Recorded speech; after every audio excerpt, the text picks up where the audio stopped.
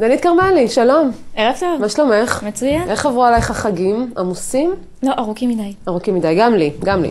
מה את הבאת לנו ככה לאחרי החגים, שנוכל קצת להתרענן?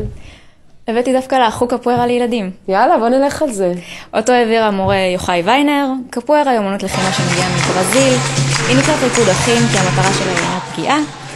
והבסיס שלה הוא תנועות ריקודיות. איפה עושים את זה?